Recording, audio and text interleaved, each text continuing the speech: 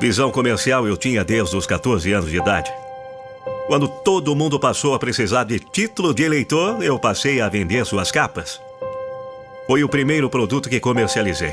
Isso só por 45 minutos, no horário de almoço dos guardas. Também me esforçava em expor a minha voz, o que me levou a ser convidado para trabalhar em uma rádio.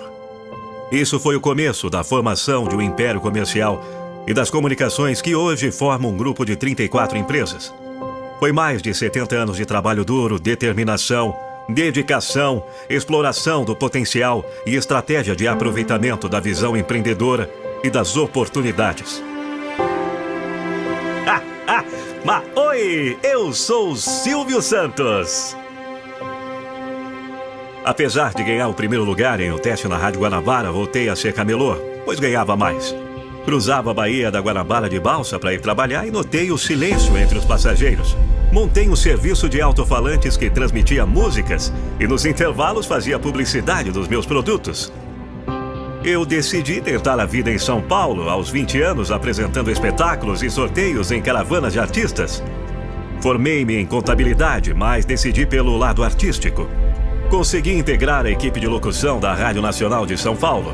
Foi então que, em 1958, aos 28 anos de idade, meu amigo radialista Manuel de Nóbrega me pediu ajuda para se desembaraçar de um problema com seu sistema de carnês chamado Baú da Felicidade. Logo notei uma grande oportunidade e resolvi assumir a empresa. Eu ainda não sabia, mas nascia ali o Grupo Silvio Santos. Com a expansão do negócio nos 10 anos à frente, foi necessário estabelecer mais de 10 empresas diferentes. Com a elevada inflação no fim da década de 60, reparei que o valor angariado pelos carnês seria superado pelo valor dos produtos entregues no final do ano. Foi fundada a Baú Financeira, início do que se tornaria mais de 20 anos depois o Banco Pan-Americano. Mas eu gostava mesmo era das comunicações. Em 1961, estreiei meu primeiro programa na televisão, o Vamos Brincar de Forca. É claro que mais tarde ele se tornaria o maior programa de auditórios do Brasil, o programa Silvio Santos. O sucesso trouxe ótimos resultados financeiros, o que possibilitou o sorteio de carros, imóveis e eletrodomésticos. Passei a lutar ferrenhamente para obter meus próprios canais de televisão. Em 1975, consegui o Canal 11 do Rio de Janeiro. Em 1981, consegui o Canal 4 de São Paulo. Começava a nascer o Sistema Brasileiro de Televisão, o SBT. Daí, a rede se expandiu rapidamente. Parece uma trajetória de sucesso. E foi. Mas não sem as dores do caminho. O preço da fama e da fortuna é muito alto. A vida sai da normalidade. Em 2001, minha filha foi sequestrada na porta da própria casa. Depois de libertado o sequestrador, fugindo da polícia, invadiu a minha casa e fez toda a minha família de refém. Consegui convencê-lo a deixar livre a família e fiquei com ele por 7 horas sem saber o que seria de mim nos próximos minutos. Felizmente, tudo acabou bem. Em 1987, tinha levado um susto maior. Com problemas na voz, houve suspeita de câncer na garganta. O quase desespero me tomou conta. Cheguei a interromper um de meus programas e emocionar o público com depoimentos e lembranças da carreira. Aquilo soou como uma despedida. Parecia que o grande comunicador estava acabado. Não estava não, senhor mestre das comunicações. Ícone da televisão brasileira, o comunicador Silvio Santos não acabou naquele tempo e nem acabará nunca. Sua obra será imortalizada. E que obra gigantesca! O homem que foi de camelô a bilionário, de camelô a quase presidente da República, e provavelmente o teria sido, não fosse a sua candidatura impugnada. Certamente um dos homens mais populares do Brasil em todos os tempos.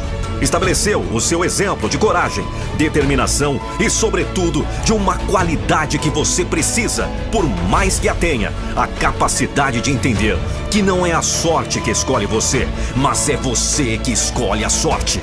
A sorte não é um poder mágico que recai sobre alguns. Antes, é o reconhecimento da oportunidade que se apresenta e a coragem da tomada de ação.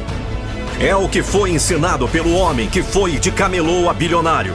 O mito Silvio Santos. Oi, mas... Se inscreve no canal do garoto.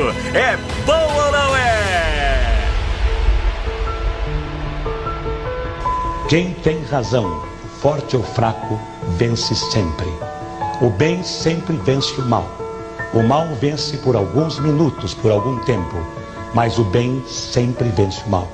E não teríamos razão para viver, mesmo que esta vida termine no pó. Da segunda, porque eu não tenho folga, eu me dou ao povo, estou fazendo o seguinte: ganha dinheiro com 10% de inspiração e 90% de transpiração. Eu não me preocupo nunca com os outros. Eu acho que enquanto você segura alguém aqui embaixo, preocupado em segurar alguém aqui embaixo, você não sobe. Largue este alguém e suba junto.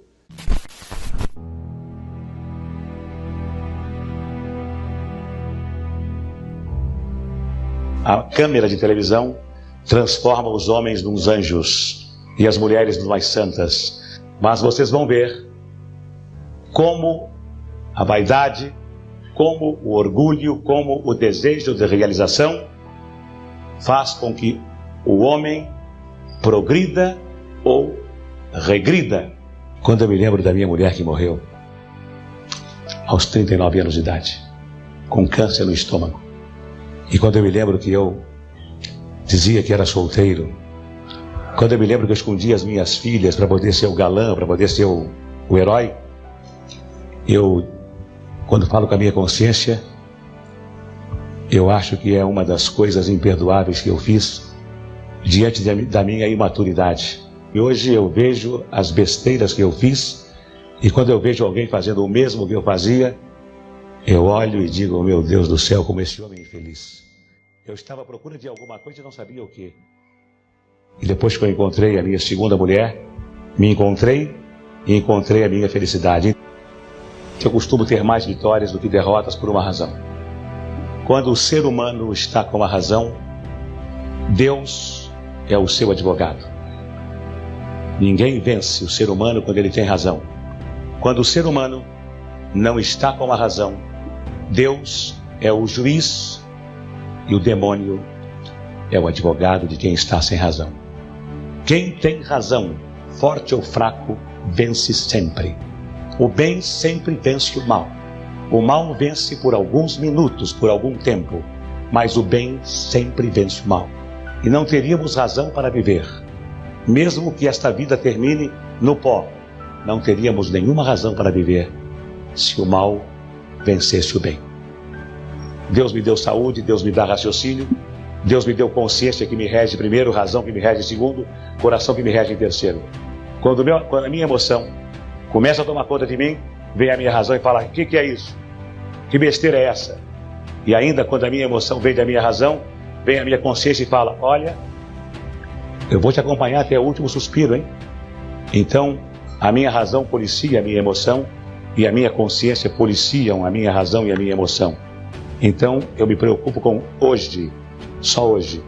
Amanhã, se eu tiver saúde, e esse Deus, que pode ser o meu Deus, que pode ser o Deus que está dentro de cada um de nós, que pode ser o Deus natureza, o Deus dos ecologistas, que pode ser o Deus dos budistas, não importa. Esse Deus que nos rege e que nos diz o seguinte: amai aos outros como a ti mesmo.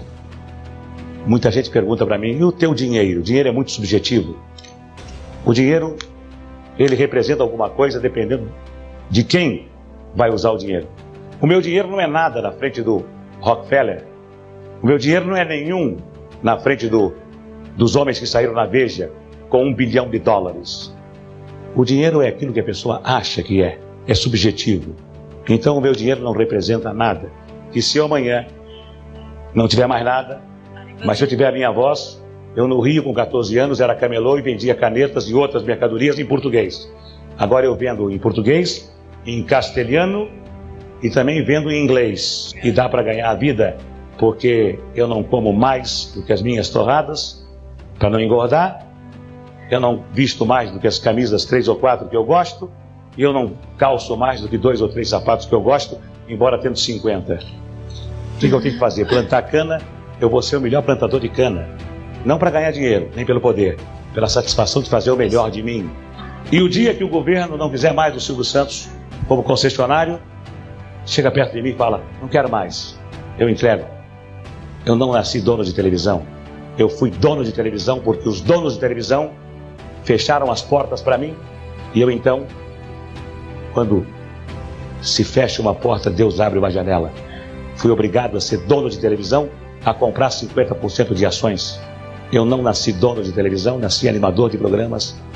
Continuaria sendo animador de programas se os homens não fossem tão vaidosos, tão poderosos. Sou um homem vaidoso pela minha condição de animador, mas não quero ser um homem poderoso. Não precisa ser poderoso.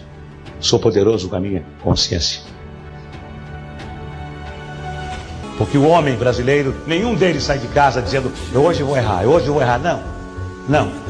Todos saem de casa com a intenção de acertar. Fazem 10 coisas, erram 3 e só encontram os 3 defeitos, não encontram as 7 qualidades. Qual é o ser humano que vai progredir se ele não recebe estímulo? Me faz lembrar a piada do homem que morava numa vila de casas e que era engenheiro eletrônico, falava inglês, era arquiteto, falava francês, falava alemão, era músico, tocava um instrumento. Ninguém conhecia ele. Conhece o músico? Não. Conhece o inglês? O que fala inglês? Conhece? Não. Conhece o careca? Ah, o careca! Ah, sim, o careca é da casa 23. E as outras qualidades do careca, ninguém sabe quem é.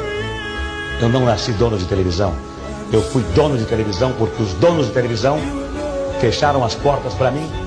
Quando se fecha uma porta, Deus abre uma janela. Fui obrigado a ser dono de televisão, a comprar 50% de ações. Eu não nasci dono de televisão, nasci animador de programas. Continuaria sendo animador de programas se os homens não fossem tão vaidosos, tão poderosos. Sou um homem vaidoso pela minha condição de animador, mas não quero ser um homem poderoso. Não precisa ser poderoso. Sou poderoso com a minha consciência. Em qualquer tipo de negócio é não se preocupar com os elogios ou com as críticas. Se você vai entrar em qualquer mercado, não importa que esse mercado tenha um líder e que você nunca possa se aproximar do líder, se você não sonhar alto, se você administrar bem a sua empresa com os pés no chão, não se preocupando nem com o primeiro colocado, nem com o segundo, nem com o último colocado, se você fizer aquilo que a sua intuição manda e usar bom senso, deixando de lado a vaidade, você tem todas as possibilidades de conseguir o seu objetivo. Não tenha dúvida. Só não consegue o objetivo quem sonha demasiado. Só não consegue o objetivo quem pretende dar o passo maior do que a perna. Só não consegue o objetivo quem acredita que as coisas são fáceis. Todas as coisas são difíceis.